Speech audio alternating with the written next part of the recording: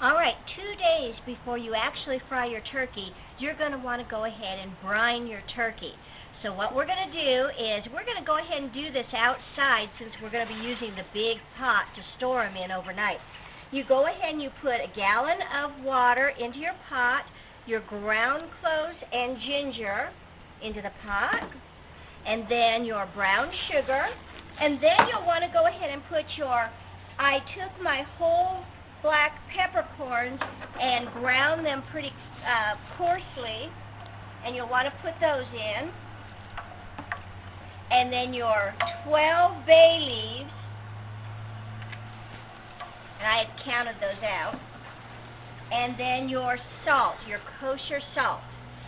And you'll want to go ahead and add all of that. Now, I know it's sounding like we're using a lot of salt, but what happens is the brining actually soaks into the turkey meat, making it really juicy when you fry it. You're going to get rid of this brine water, so you're not actually going to have all of the salt in your turkey.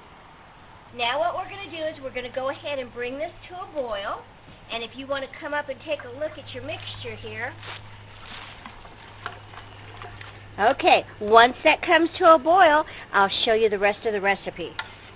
Okay, we're back, and it's actually boiling, and for this recipe, I'm actually going to be brining a chicken also that we're going to fry, so I went ahead and added a little bit more water.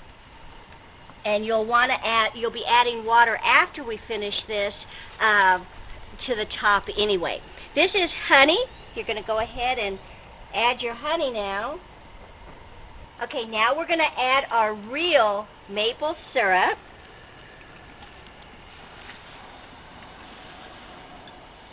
Maple syrup and honey is very expensive, and you use a lot of it, but it's going to be well worth it.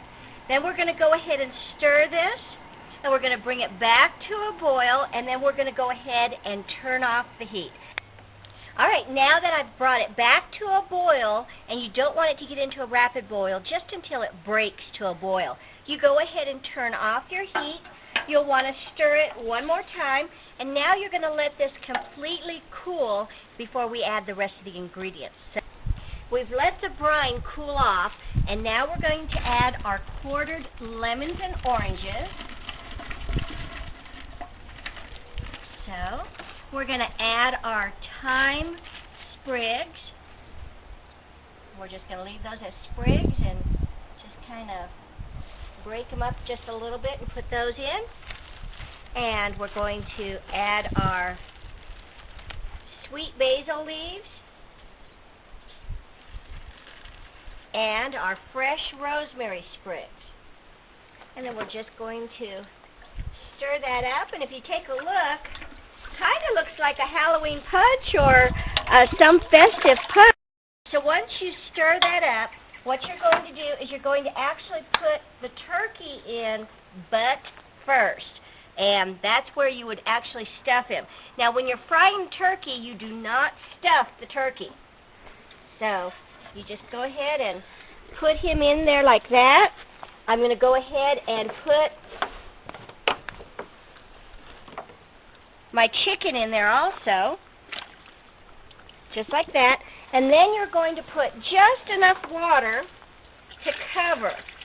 I've added 1 more gallon of water, and if it's at night when you're doing your brining, and it's cool out, you could actually just cover it and leave it set outside. But as you can tell, it's daylight, and what we're going to want to do is go ahead and cover it, put it in an ice chest, and surround it with ice.